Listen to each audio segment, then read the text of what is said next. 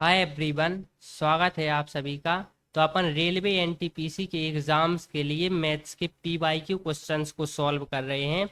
और ये अपनी 20 डे 20 सेट की 7वीं क्लास है, जहां पर अपन रेलवे और एनटीपीसी के एग्ज़ाम में आए हुए मैथ्स के बेहतरीन क्वेश्चंस को सॉल्व करते हैं, जिनका इस एग्ज़ाम में आना भी लगभग संभव है। तो चलिए बिना किसी देरी के क्लास को स्टार्ट करते हैं। देखिए पहला क्वेश्चन। इस क्वेश्चन में कहा गया है कि 8% प्रति वर्ष की दर से एक वर्ष 6 महीने के लिए 15,625 पर चक्रवृद्धि ब्याज क्या होगा जब चक्रवृद्धि ब्याज अर्धवार्षिक रूप से संयोजित किया जाता है। तो सबसे पहले देखिए कि जो दर दी गई है वो 8% प्रति वर्ष की दी गई है, प्रति वर्ष की दी गई है। लेकिन अपन से जो चक्रवृद्धि ब्याज की गणना की जा रही है वो अर्धवार्षिक रूप से की जा रही है। अर्थात ब्याज की गणना अर्धवार्षिक रूप से कर रही है, लेकिन अपन को दर वार्षिक रूप से दी गई है 8%। तो वार्षिक रूप से अगर 8% है तो अर्धवार्षिक रूप से जो दर होगी वो कितनी होगी, तो वो तो आप बता ही दोगे, वो होगी 8 का आधा 4%। तो अर्धवार्षिक रूप से जो रेट है वो 4% है।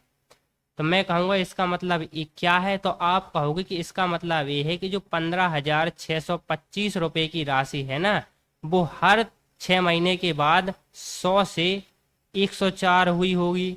अगले 6 महीने के बाद 100 से राशि 104 हुई होगी, और अगले 6 महीने के बाद जो राशि है वो 600 104 हुई होगी 100 से।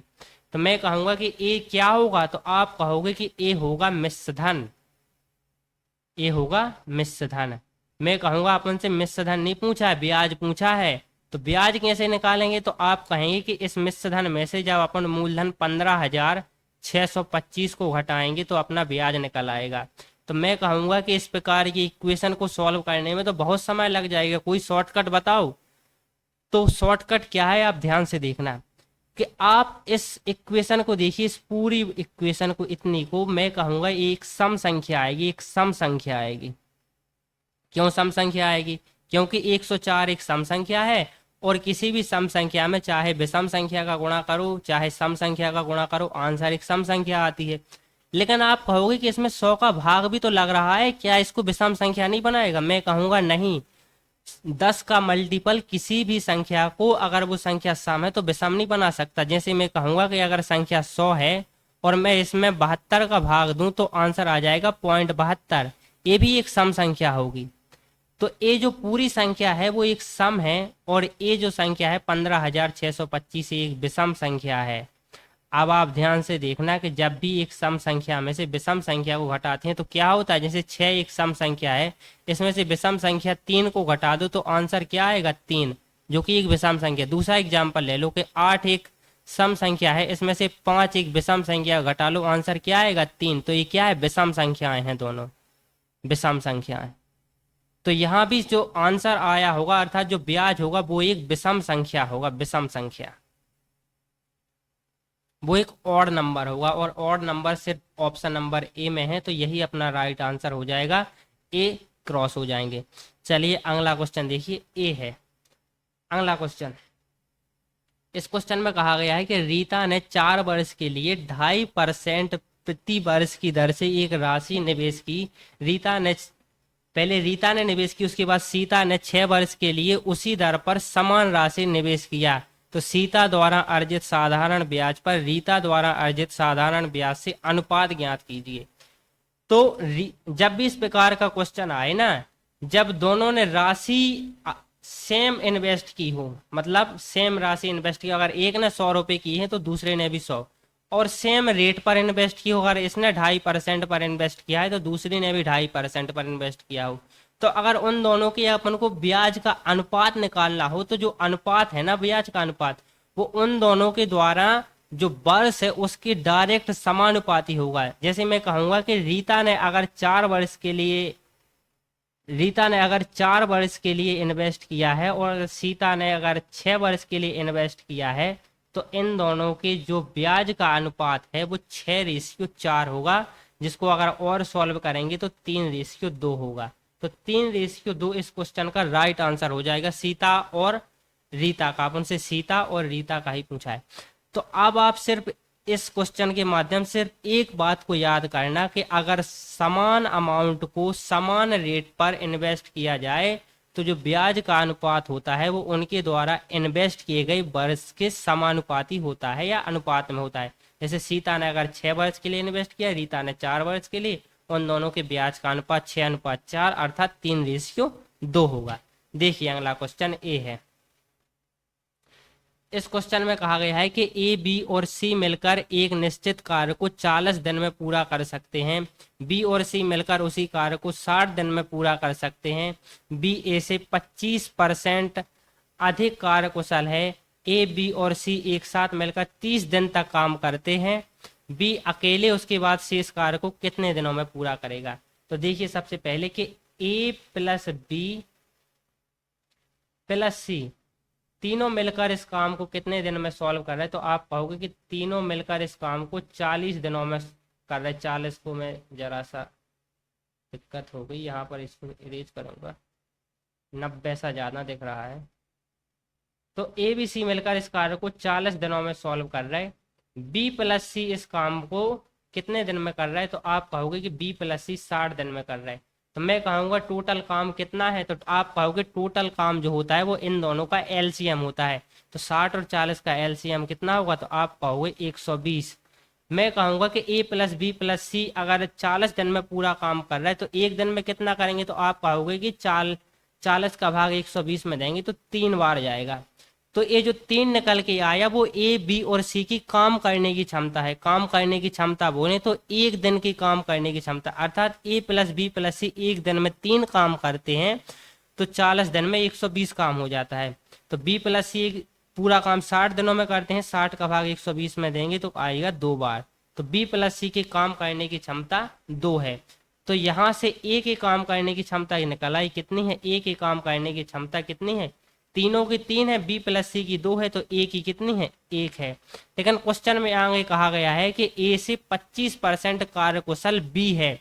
तो अगर ए के काम करने की क्षमता 1 है तो ए का 25% कितना होता है, तो आप कहोगे 0.25। तो बी की काम करने की क्षमता कितनी होगी, तो आप कहोगे 1.25। उसके बाद क्वेश्चन में कहा गया है कि ए, बी और सी 30 दिन तक काम करते हैं। तो एक दिन में कितना काम करते हैं, 3। तो 30 दिन में कितना काम करेंगे, तो आप कहोगे 3 दिन में ये 3 गुणे 30 अर्थात 90 काम करेंगे। मैं कहूँगा कि काम बचेगा कितना, तो आप कहोगे कि काम बचेगा 120 में से 90 हो गया तो काम बचेगा कितना, 120 माइनस 90, तो काम बचा सिर्फ 30। 30 काम पूरा का पूरा बी को करना है और बी एक दिन में काम कर पाता है 1.25। तो इस दशमलव के अगर अपन साइन को हटाएंगे तो ऊपर 100 आ जाएगा। अब यहाँ से सॉल्व करना, 25 चौका 100, 25 पंचे 125। अब इसको 5 से काटेंगे, 5 एकम 5, 5 छक्के 30, 6 चौका 24। तो 24 डी इस क्वेश्चन का राइट आंसर हो जाएगा, जो कि ऑप्शन नंबर बी में अपन को नजर आ रहा है। चलिए अगला क्वेश्चन देखिए। अगला क्वेश्चन ए है। इस क्वेश्चन में कहा गया है कि 25 लीटर के एक मिश्रण में दूध और पानी का अनुपात 4:1 है। कितना लीटर दूध और मिलाया जाना चाहिए ताकि अनुपात 16:1 हो जाए। तो मिल्क और वाटर का जो इनिशियल रेशियो है, मिल्क और वाटर का अर्थात पानी और दूध का, वो कितना है, आप कहोगे 4:1 है। आप कहोगे कि जब इसमें मिल्क को अर्थात दूध को ऐड किया जाता है तो रेशियो 16:1 हो जाता है। तो अपन ने सिर्फ दूध को ऐड किया तो पानी में कोई चेंजेस नहीं होना चाहिए। तो आप देखो पानी यहाँ भी एक रेशियो है, पानी यहाँ भी एक रेशियो है, दोनों जगह पानी एक रेशियो है, तो पानी में कोई चेंजेस नहीं है। तो आप कहोगे बिल्कुल, तो ये बात तो अपना पॉइंट हो गया कि पानी में कोई चेंजेस नहीं है। अब आप देखिए कि मिल्क में कितना ऐड हुआ, तो आप कहोगे मिल्क अर्थात दूध पहले 4 था अब 16 हो गया, तो मिल्क में 12 ऐड हुआ है प्लस 12। मैं कहूंगा कि जो पहले 4:1 अर्थात टोटल 5 रेशियो था, इसकी वैल्यू कितनी थी, तो आप कहोगे कि शुरुआत में जो पूरा मिक्सचर था वो 25 था, 25 लीटर था, तो इसी 25 की वैल्यू होती थी कितनी, 5। तो अपन से सिर्फ 12 की वैल्यू निकालनी है। तो 12 की वैल्यू कैसे निकालेंगे, 5 एकम 5, 5 25, और जब 5 का गुणा 12 के 60 करेंगे तो 60। तो 60 लीटर अपना राइट आंसर हो जाएगा, जो कि ऑप्शन नंबर सी में अपन को दिखाई दे रहा है। चलिए अगला क्वेश्चन देखिए, अगला क्वेश्चन ए है। अब इस क्वेश्चन में कहा गया है कि यदि किसी वृत्त की त्रिज्या में 35% की कमी होती है तो इसका क्षेत्रफल ज्ञात कीजिए। तो सबसे पहले त्रिज्या और क्षेत्रफल में संबंध वाला फॉर्मूला लिखिए आप। सबसे पहले इस प्रकार के क्वेश्चन अगर पूछे जाएं तो इन दोनों के संबंध वाला फॉर्मूला लिखिए। तो क्षेत्रफल और त्रिज्या के संबंध वाला फॉर्मूला क्या है वृत्त में? तो आप कहोगे वो फॉर्मूला है कि क्षेत्रफल बराबर होता है क्या? क्षेत्रफल बराबर होता है पाई आर स्क्वायर। तो क्षेत्रफल बराबर होता है पाई आर स्क्वायर। अब सपोज करो ऐसा होता नहीं है कि अगर क्षेत्रफल का फॉर्मूला सिर्फ पाई इंटू आर होता, अर्थात आर का गुणा एक बार होता और तब त्रिज्या में 35% की कमी हो जाती, तो अपन क्षेत्रफल में एकदम सिंपल कह देते कि क्षेत्रफल में भी 35% की कमी होगी। तो जब भी सिर्फ एक बार संबंधित चीज का गुणा हो क्षेत्रफल में, जैसे त्रिज्या का सिर्फ अगर एक बार गुणा होता तो उसमें उतने ही परसेंट की कमी या वृद्धि होती जितनी की त्रिज्या में हो रही उतनी ही क्षेत्रफल में होती। जैसे वर्ग के लिए एग्जाम्पल बन भी सकता है। वर्ग का क्षेत्रफल क्या होता है? वर्ग का परिमाप, परिमाप के लिए बनेगा वर्ग का परिमाप, आई एम सॉरी। तो वर्ग का परिमाप क्या बनता है? तो आप कहोगे वो होता है 4 गुणे 1 भुजा। तो अगर आप भुजा को अगर 20% बढ़ाओगे तो परिमाप 20% बढ़ जाएगा, भुजा को 20% घटाओगे परिमाप 20% कम हो जाएगा। तो सिर्फ क्योंकि यहाँ पर भुजा का गुणा एक बार हो रहा है, तो जब अगर इन दोनों का जो संबंधित, जैसे क्षेत्रफल और त्रिज्या का संबंध वाला फॉर्मूला ए है और उसमें त्रिज्या में अगर का गुणा अगर एक बार होता तो उसमें मात्र उतने ही परसेंट की कमी या वृद्धि होती जितना परसेंट दिया गया है। लेकिन यहाँ पर चूंकि त्रिज्या का गुणा 2 बार किया गया है, आर इंटू आर किया गया है, तो जब भी 2 बार गुणा किया जाए तो उसके लिए फॉर्मूला होता है, पहली वृद्धि के लिए जब अगर त्रिज्या में वृद्धि की जाए तब फॉर्मूला होता है क्या? 2a plus A square by 100। और अगर कमी की जाए तब फॉर्मूला होता है क्या? 2a प्लस 2a माइनस होगा यहाँ पर ए स्क्वायर डिवाइडेड बाय 100। तो ये फॉर्मूला लगा देना, अपना आंसर आ जाएगा। चूंकि यहाँ पर क्षेत्रफल का फॉर्मूला होता है पाई आर स्क्वायर, अर्थात 2 बार गुणा हो रहा है संबंधित चीज का अर्थात त्रिज्या का, तो फॉर्मूला ए लगेगा। चूंकि कमी हो रही है, अगर वृद्धि होती तो ए फॉर्मूला लगता है। तो इसमें वैल्यू पुट कर दीजिए। 2a की जगह अपन रखेंगे 35 माइनस 35 गुणा 35 करेंगे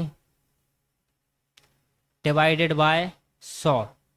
अब 35 दो नहीं होता है 70। जब इसको सॉल्व करेंगे तो आएगा 4 × 12 1225। 1225 में 100 का भाग देंगे तो आएगा 12.25।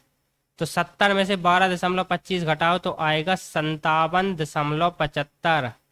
तो इस 57 को सेपरेट लिख लो, प्लस लिखो 0.75। अब जब 0.75 होगा, ये होता है कितना? 3/4। तो 57 सही 3/4 अपना राइट आंसर हो जाएगा।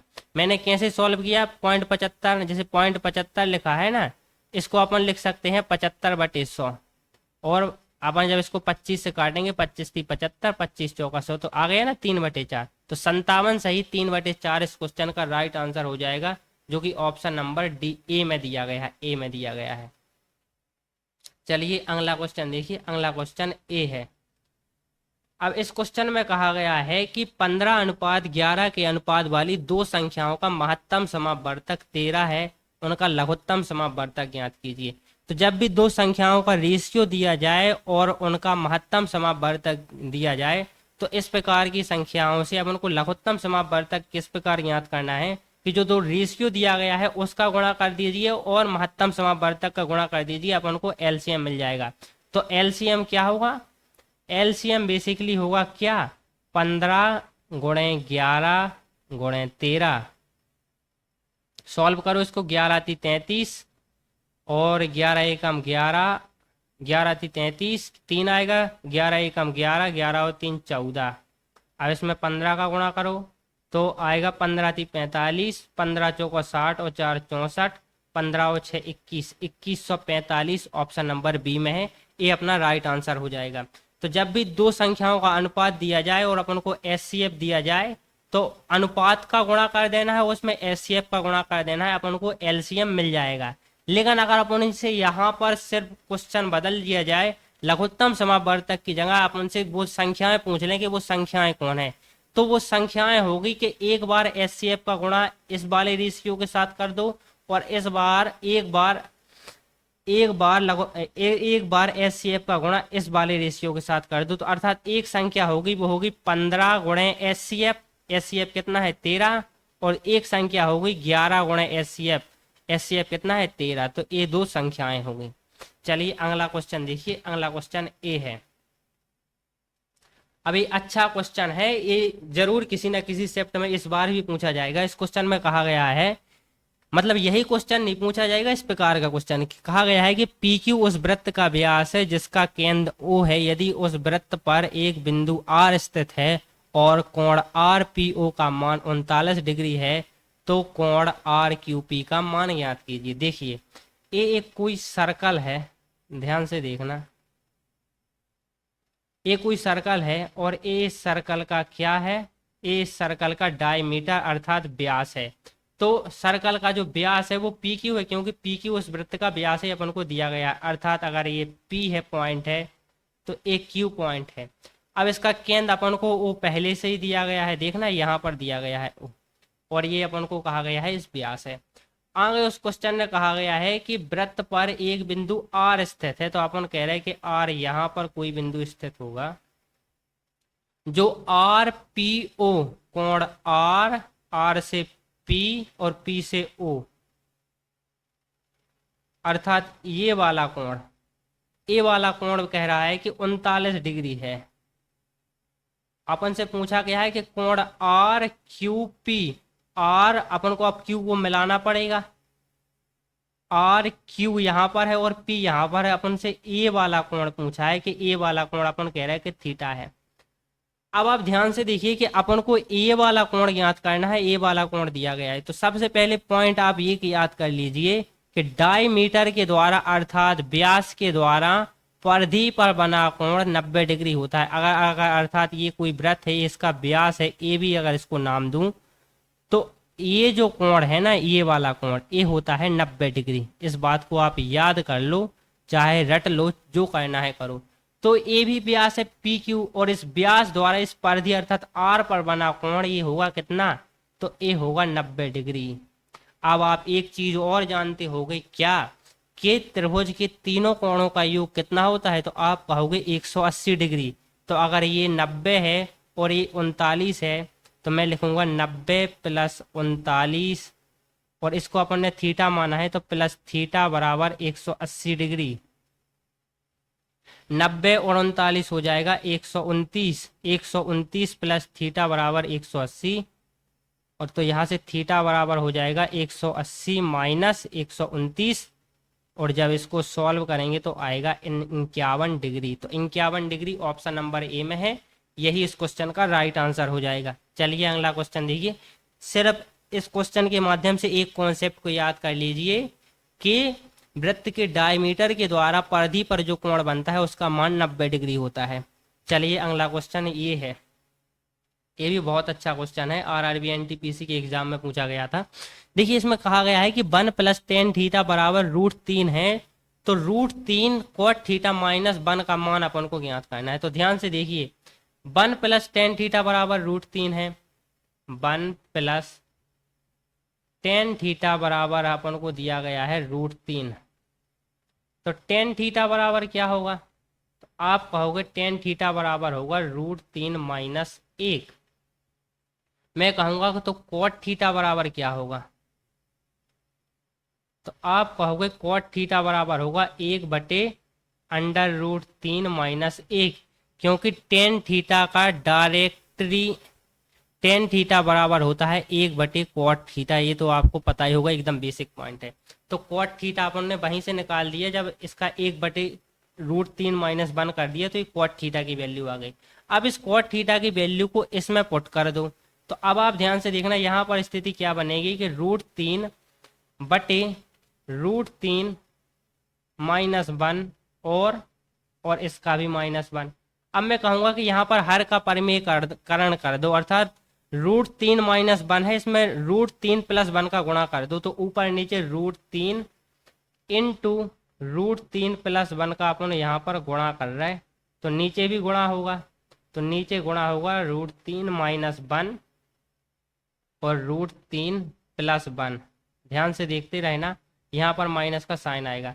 अब चूंकि a+b a-b का फॉर्मूला यहाँ पर बन रहा है, तो क्या होता है a² - b²। तो यहाँ तो हो जाएगा 3 का स्क्वायर, √3 का स्क्वायर 3 होगा, 3 में से 1 जाएगा, तो नीचे तो 2 आएगा, ये अपन ने कंफर्म कर लिया।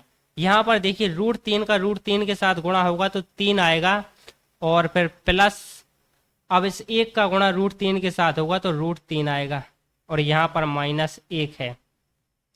अब इस जो -1 है इसके बटे में अगर अपन यहाँ पर 2/2 से गुणा कर दें, तो अब यहाँ पर क्या स्थिति बनेगी कि ये होगा 3 + √3 माइनस, चूंकि इन दोनों का हर समान है तो डायरेक्ट लिख सकते हैं -2/2। तो अब जब 3 में से 2 जाएगा तो क्या आएगा, तो आप कहोगे 1 आएगा, तो √3 + 1 / 2 इस क्वेश्चन का राइट आंसर हो जाएगा, जो कि ऑप्शन नंबर किस में दिया गया है, आप देख के बताओ मेरे को। ऑप्शन नंबर डी में दिया गया है, तो ऑप्शन डी इस क्वेश्चन का राइट आंसर हो जाएगा। चलिए अगला क्वेश्चन देखिए, अगला क्वेश्चन ए है। अब मैंने चारों चतुर्भुज के क्वेश्चंस को सॉल्व करा दिया है, वर्ग का, आयत का और रोम्बस का, और आज अपन समलंब चतुर्भुज के क्षेत्रफल का फॉर्मूला देखेंगे। तो इस प्रकार के क्वेश्चन भी एग्जाम में आ जाते हैं, और अधिकतर बच्चों को चारों जो चतुर्भुज होते हैं उनके क्षेत्रफल का फॉर्मूला पता नहीं होता है, तो अपन ने उस तैयारी को यहाँ पर कंप्लीट कर लिया है। अगर एग्जाम में इस प्रकार के क्वेश्चन आए क्षेत्रफल से संबंधित, तो वो अपन कर पाएंगे। इसमें कहा गया है कि उस समलंब चतुर्भुज का क्षेत्रफल ज्ञात कीजिए जिसकी समांतर भुजाओं की लंबाई 3 और 5 इकाई है, उसकी समांतर भुजाओं के बीच की न्यूनतम दूरी 6 इकाई है। न्यूनतम दूरी का मतलब यह है कि लंबाई, समांतर चतुर्भुज की लंबाई। अब आप ध्यान से देखना है कि समलंब चतुर्भुज क्या होता है। तो समलंब चतुर्भुज ये होता है, एक भुजा है और एक दूसरी भुजा है। जिस चतुर्भुज की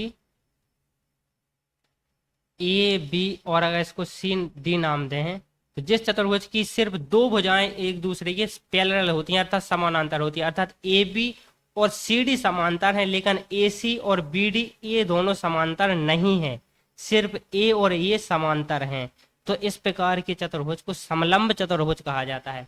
अब इसमें कहा गया है कि एक भुजा की लंबाई अपन को दी गई है 3 सेंटीमीटर इस ए बी वाले की, और इस सी डी वाले की दी गई है 5 सेंटीमीटर, और इन दोनों की जो बीच की न्यूनतम दूरी है ना, ये वाली ये दी गई है अपन को क्वेश्चन में, वो दी गई है 6 इकाई। न्यूनतम दूरी का मतलब ये होता है कि इन दोनों के बीच जो कोण है वो 90 डिग्री का है।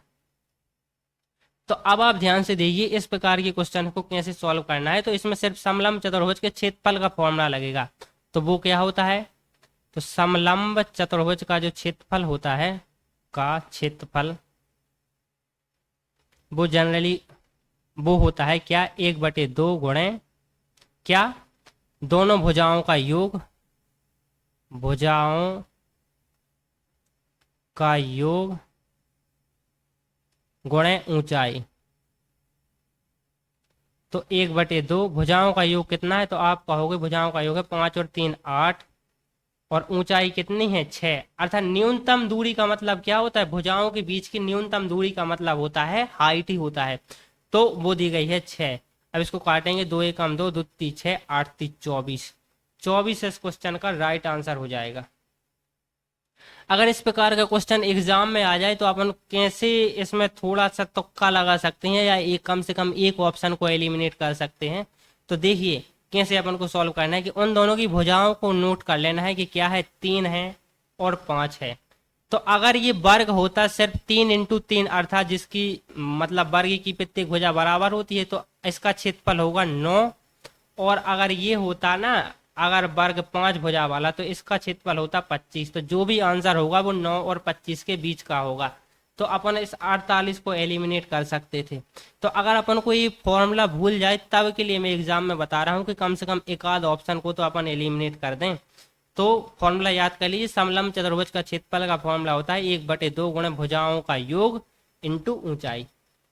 देखिए अगला क्वेश्चन ये है, अब इस क्वेश्चन में कहा गया है कि वैशाली 50 किलोमीटर प्रति घंटे की चाल से कार द्वारा एक निश्चित दूरी तय करती है और 10 किलोमीटर प्रति घंटा की चाल से साइकिल द्वारा उसी मार्ग से अपने मूल स्थान पर लौट आती है। यदि पूरी यात्रा में उसके द्वारा लिया गया समय 2 घंटे 24 मिनट था तो उसने कुल कितनी दूरी तय की। तो समय जो लिया गया है वो 2 घंटे 24 मिनट, 50 किलोमीटर प्रति घंटा की स्पीड से गई और 10 किलोमीटर प्रति घंटा की स्पीड से लौटी। क्वेश्चन में क्या कहा गया है कि अगर यहाँ से अगर ए कोई पॉइंट है तो इस ए पॉइंट से वो बी पॉइंट तक गई 50 की स्पीड से, 50 की स्पीड से गई और वो 10 की स्पीड से लौट आई, 10 किलोमीटर प्रति घंटा की स्पीड से। तो मैं कहूँगा कि जो पहली बार स्पीड का रेशियो है और जो दूसरी बार स्पीड का रेशियो है वो कितना है, तो आप कहोगे 50 और 10 है स्पीड का रेशियो। अर्थात जाने में जो स्पीड है वो 50 है और आने में जो स्पीड है वो 10 है। तो जब भी दूरी कांस्टेंट हो, यहां से ध्यान से देखना कि समय बराबर क्या होता है, तो आप कहोगे कि समय बराबर होता है दूरी बटे चाल। तो अगर दूरी कांस्टेंट है, अगर दूरी समान है दोनों बार, तो दूरी समान है तो समय और चाल एक दूसरे के यूनिवर्सली प्रोपोर्शनल होते हैं, अर्थात एक दूसरे के उल्टे होते हैं। तो अर्थात जाते वक्त अगर स्पीड 50 और 10 थी तो जाते वक्त जो टाइम का रेशियो होगा ना वो जस्ट इसका उल्टा होगा। तो यहाँ पर 50-10 है, यहाँ पर 10 और 50 होगा। तो जाते वक्त टाइम का जो रेशियो है वो 10 रेशियो 50 है, तो इसको सॉल्व करेंगे तो 1 रेशियो 5 है। लेकिन उसको जो टाइम टोटल टाइम लगा ना वो 2 घंटे 24 मिनट लगा। 2 घंटे 24 मिनट का मतलब क्या है, 1 घंटे में 60 मिनट, 2 घंटे में 120, 120 मिनट और 24 मिनट 144 मिनट। तो अर्थात टोटल टाइम दिया कितना गया, तो आप कहोगे टोटल टाइम दिया गया 5 रेशियो और 1 रेशियो अर्थात 6 रेशियो। तो इस 6 रेशियो की वैल्यू 144 है। तो 1 रेशियो की वैल्यू यहाँ से अपन निकाल लो, इसकी 1 रेशियो की वैल्यू। तो जब इसको 6 एकम 6, 6 दूनी 12, बचेगा 2 और 6 चौका 24। तो जाते वक्त जो टाइम लगा वो 24 मिनट लगा। तो 24 मिनट का समय लगा 50 की स्पीड से। तो अपन को इन दोनों पॉइंट के बीच की दूरी याद, तो उसने कुल कितनी दूरी तय की। तो पहले अपन इन दोनों के बीच की दूरी याद करो, इन दोनों के बीच की दूरी। तो 24 की स्पीड से, आई एम सॉरी, 24 मिनट में उसने 50 की स्पीड से दूरी तय की। तो दूरी कितनी तय की होगी, तो दूरी बराबर होता है क्या, चाल गुणे समय। चाल गुणे समय, समय कितना है, तो आप कहोगे 24 मिनट। मिनट को अगर घंटे में बदलना है तो डिवाइडेड बाय 60 करेंगे और इनटू करेंगे 50, क्योंकि चाल 50 है। इसको एक जीरो से एक जीरो काटेंगे, 6 कम 6, 6 चौका 24, 5 चौका 20। तो अर्थात ए से लेकर बी तक की बीच की जो दूरी है ना वो 20 किलोमीटर की है। लेकिन क्वेश्चन ने अपन से ये पूछा है तो उसने कुल कितनी दूरी तय की, तो उसने 20 किलोमीटर की दूरी तो जब वह ए से बी तक गई होगी तभी चल ली होगी, और जब वो बी से ए तक वापस आई होगी तो 20 किलोमीटर और चली होगी। तो टोटल दूरी होगी 40 किलोमीटर, जो कि ऑप्शन नंबर ए में दिया गया है। ए इस क्वेश्चन का राइट आंसर हो जाएगा। तो आज के लगभग सारे क्वेश्चन कंप्लीट हो गए। तो अगर आप हमारे साथ जुड़े रहते हैं तो आप एनटीपीसी की एग्जाम की एक बेहतर तैयारी कर पाएंगे। तो जुड़ी रहिए हमारे साथ और इस वीडियो को शेयर कीजिए ज़्यादा से ज़्यादा लोगों के पास, ताकि अपना परिवार दिन प्रतिदिन बढ़ता रहे।